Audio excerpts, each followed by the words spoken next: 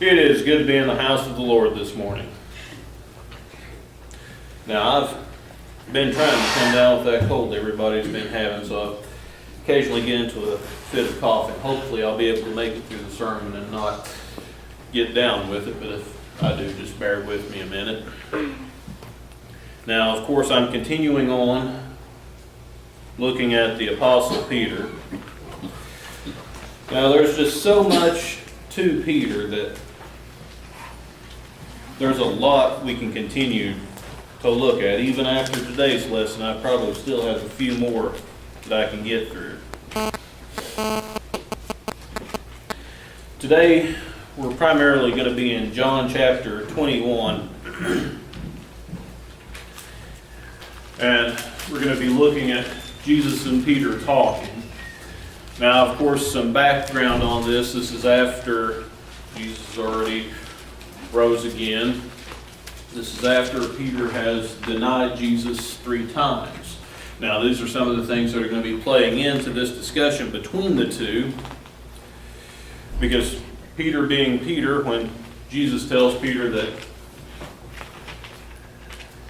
the shepherd's going to be struck down and the flock will scatter, Peter says, "No, never will I leave you." And Jesus tells him, "Surely before the rooster crows 3 times, you will deny me 3 times. And of course, Peter does. Now, Peter's been remorseful over this. And we are in John 21, verses 15 through 17. So when they had finished breakfast, Jesus said to Simon Peter, "Simon, son of John, do you love me more than these?" He said to him, "Yes, Lord, you know that I love you." Jesus said to him, "Tend my lambs." He said to him again a second time, "Simon, son of John, do you love me?" And he said to him, "Yes, Lord, you know that I love you." He said to him, "Shepherd my sheep." Then Jesus said to him a third time, "Simon, son of John, do you love me?" Peter was grieved because he had said to him a third time, "Do you love me?" And he said to him, "Lord, you know all things, and you know that I love you." Jesus said to him, "Tend my sheep." Thank you.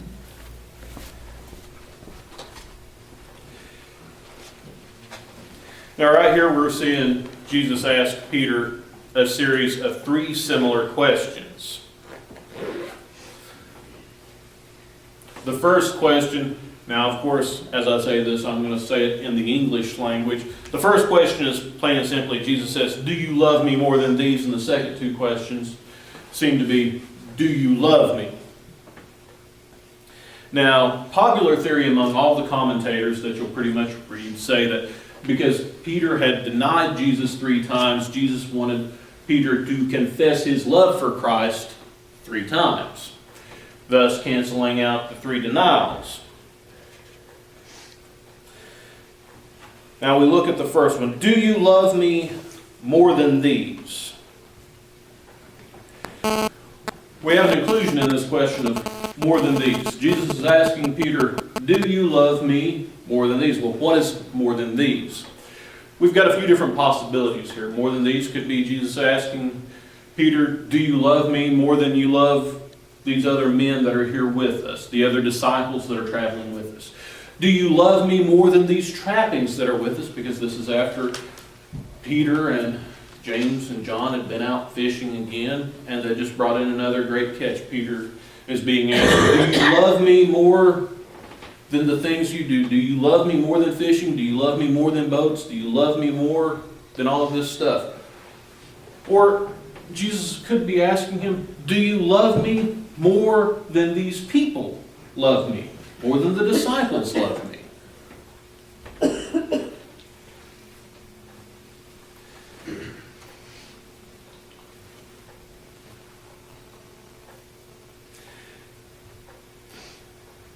And of course, Peter had boasted that he would never deny Jesus, implying that he loved Jesus more than anyone else, which of course we see those references in John 13:37, Matthew 26:33, and Mark 14:29.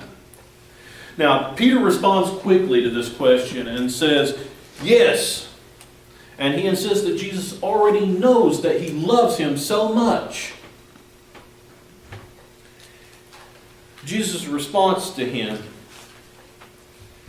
tend my lambs. Or if you're reading in the King James Version, feed my lambs. Now, Jesus is giving Peter some pretty clear instructions here. If you love me, you need to take care of believers. Throughout the Gospels, Jesus refers to believers as sheep, as lambs. In John 10, 1-6, Jesus uses the illustration of being a shepherd and the believers as sheep. Then Jesus also uses the illustration of him being the door and believers being sheep in John 10, 7-10. And of course, Jesus is the good shepherd in John 10, 11-18. So we get a clear picture that when Jesus is saying, tend my lambs, he's talking about believers. Just based on context of how Jesus has talked with believers in the past. Now we do have a specification here, tend my lambs, feed my lambs. Now, a lamb is, of course, a young sheep. It's not a full-grown sheep.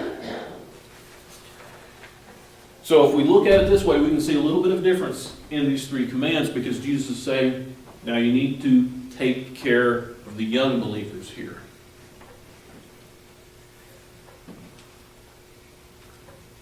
Now this could possibly mean young in age, but I'm more inclined to believe young in faith. Because this is in the early days of the foundation of the church.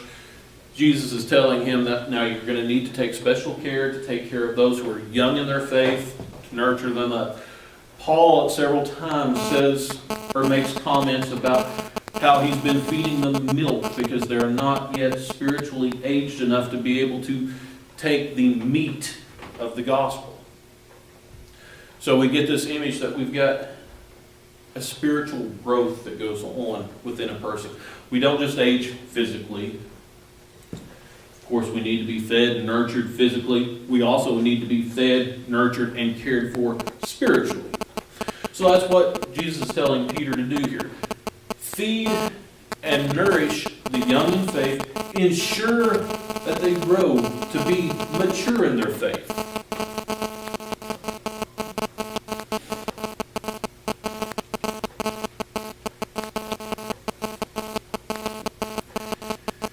Now we have a couple, depending on the translations you're looking at, it can say tend or feed.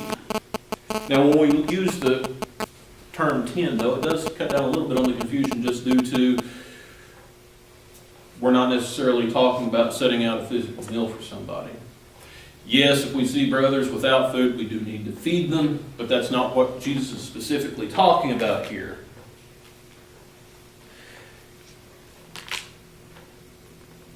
Now, both words fit, and neither one is wrong, just one gives us a little bit better clarification.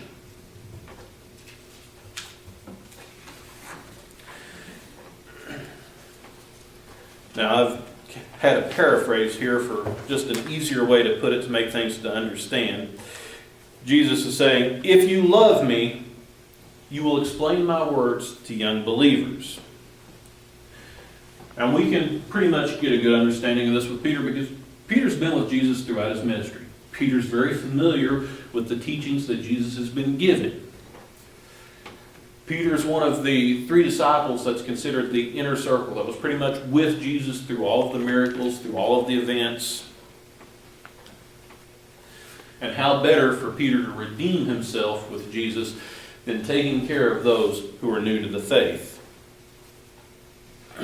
Now in 21:16, Jesus asks Peter again, do you love me? Now this is the second time that Peter is being asked if he loves Jesus. Now, Peter's beginning to feel some guilt and remorse over his denials as he's being asked yet again, do you love me? Because one confession was not enough for Jesus. Now it's also important that we look at some of the wording here.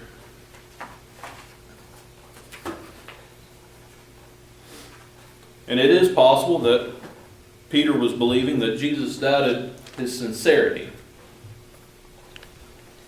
But now as we look at the wording here, I'm going to take a step back and look at the Greek wording rather than the English wording.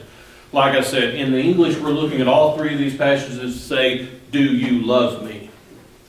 When we're looking at this in Greek, the first two questions involve the word agape, which is an unconditional, godly love. A love that doesn't fail, that doesn't change, that doesn't waver. A love that is there regardless of what happens. Now, in the English language, sometimes our wording's a little bit more clumsy just because, well, when you're looking at Greek, there are 4 words for love. English, we've got 1. So Jesus is asking him, do you continue to love me with this unfailing love? And Peter again responds, yes. And the word he's using for Lord here in Hebrew is Adonai, Master. Yes, Master. You know that I love you.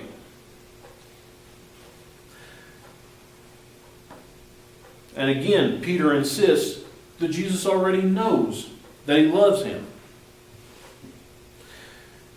Jesus gives him another command now. Shepherd my sheep. Well, what exactly would shepherding the sheep mean? A shepherd was one who lived among the sheep. He took care of the sheep. He would go whenever there was a lost sheep and bring it back into the fold.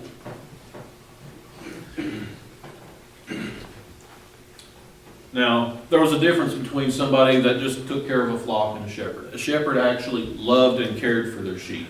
Someone that was a hired hand didn't necessarily care for the sheep. So a shepherd loved the sheep. And a shepherd would also defend their sheep.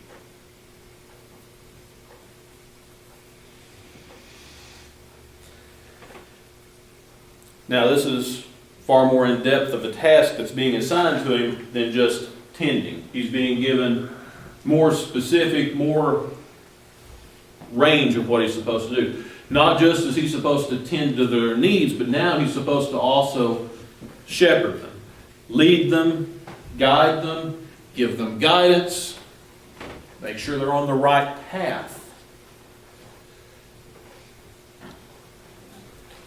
And this time we see the use of the word sheep instead of lambs.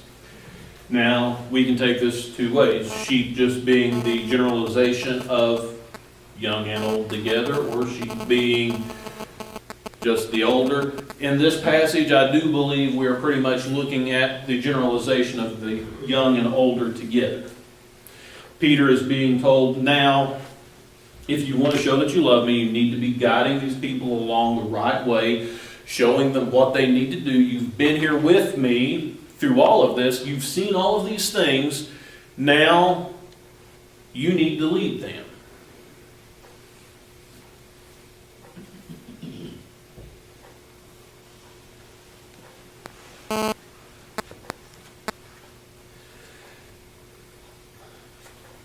And my reason for saying that it's fitting is both, the young, honestly, more often than not, will need more guidance than the more mature believers.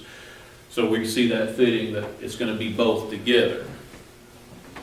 Now, again, Jesus asks Peter, do you love me? Now, as commentators would say, this is the third confession being asked for to cover the third denial.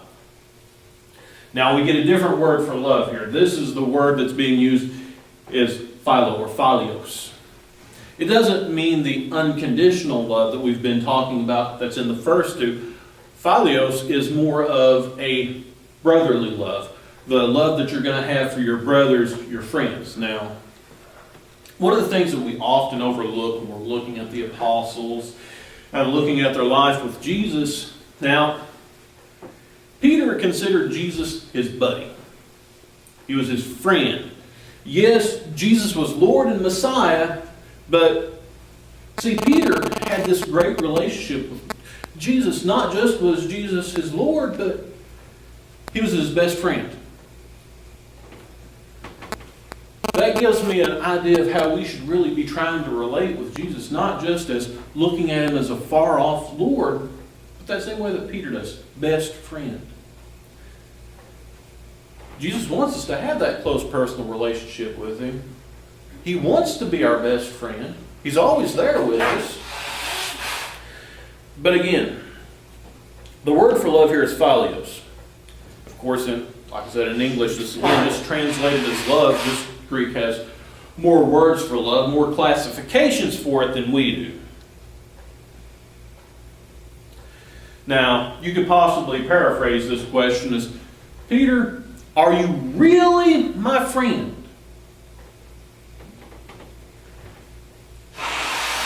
Now, this, Peter's really grieved. He's really upset. Jesus has already been questioning if Peter really loves him. Now Jesus is asking him, Peter, are you really my friend? Now, of course, as most of us with a best friend, your best friend's asking you, are you really my friend? That can be quite a crushing thing. Now, of course, Peter already has that grief and remorse upon him from his denials. He's constantly being reminded through this series of questions. This is the third time. He's denied him 3 times. He's saying, yes, Lord. But he is filled with that remorse.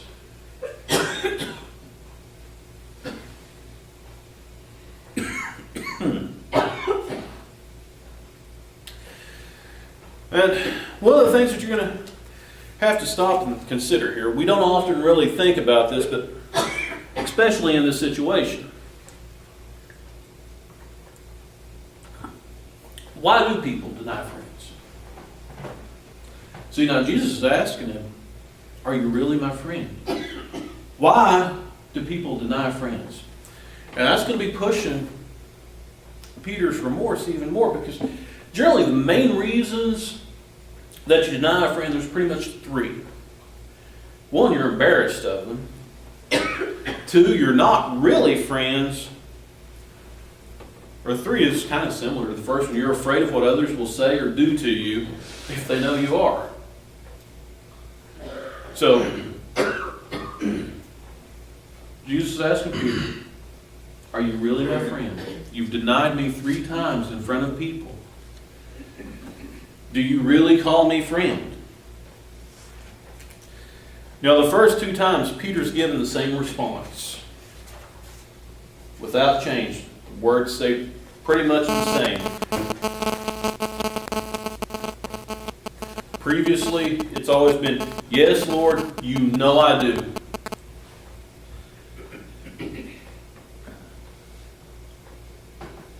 Now, Peter insists on Jesus' knowledge of his love as well as confessing Jesus' power. You know all things. This is, of course, Peter referring to Jesus' omniscience. The fact that Jesus is God and is capable of knowing all things. He knows the hearts of all men. And Peter is telling Jesus, not just does Peter love Jesus, but Jesus already knows this. Now he's given a third command. Feed my sheep. Tend my sheep. Again, just depends on what translation you're looking at. King James, feed my sheep. New American, which is what I'm reading out of, tend my sheep. Now, considering the first command is the same command, just specifies lambs. Here we are easier able to get a connotation. Now Jesus is saying, I've told you to make sure that the young believers are fed. I've told you to shepherd all the believers. Now I'm telling you to make sure that the older believers are fed as well.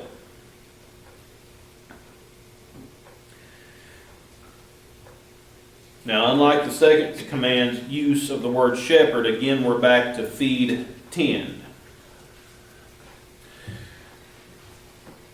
Sometimes people forget that the more mature believers still need to be spiritually fed. Now, you'll go to some churches, and pretty much every Sunday you'll hear the same message time and time again: repent. This is very important for the young believers to hear, and there is a very important place for it. However, a person who's been a believer and has been studying their Bible for 10 to 15 years is very familiar with that message, and they need a different type of spiritual food. This is where we get to what Paul talks about being the milk and the meat. There are the passages that are easy to understand that the young believers are introduced to, but then we have the older believers that are more versed, and they need something that's a little bit more substantial that they can really sink their teeth into so that they can chew on it, work with it, and seek more understanding.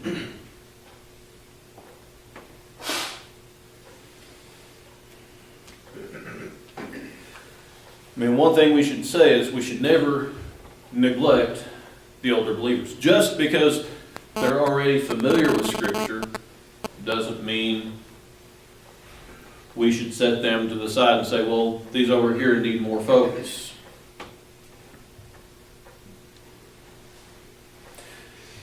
Now you can paraphrase that slightly and say, now if you were my friend, you will ensure that all continue to grow in understanding.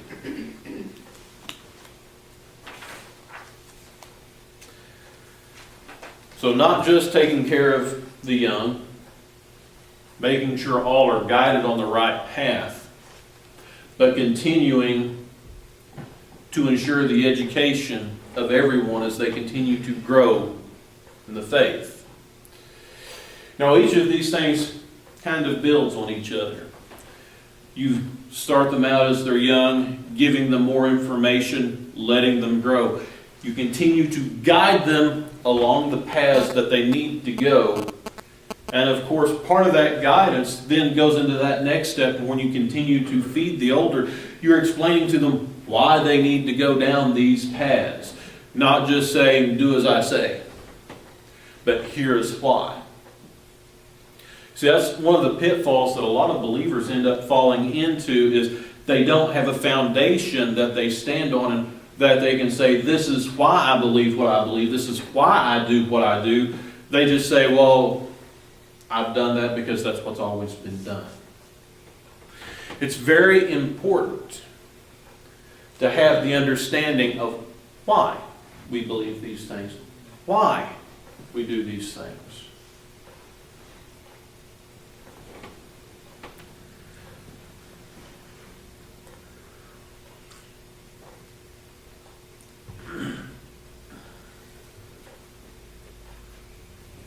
Now, some applications we can take away from this. The church needs to be focused on all of its members. I mean, that's very important. We can't say that one set's more important or less important than the other. We can't say, well, one's going to fend for themselves while we tend to the other. Every member of the church is just as important as the next. Paul talks a whole lot about us being one body in Christ. We can't ignore the needs of one part of the body for the needs of another part of the body. Every part of the body is important. If we're going to be doing God's work, we need the feet, we need the hands, we need the mouth, we need the eyes, we need the ears. We need it all. How are we going to do God's work? How are the hands going to get there to do their job unless the feet carry it? How are the people going to hear God's message unless the mouth speaks it? How are we going to know the needs that are needed unless the ears are attentive to hear it? every member of the body, young and old, are important. Now, Jesus wants us to show His love, wants us to show our love for Him by studying and worshiping with other believers. We're not to be set aside and hermits, an island to ourselves. We are to come together as a group of believers and worship together.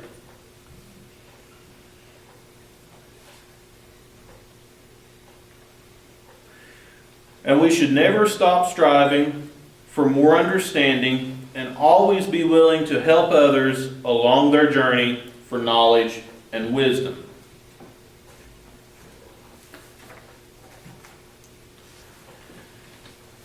In other words, we should never be content with where we are in our relationship with God.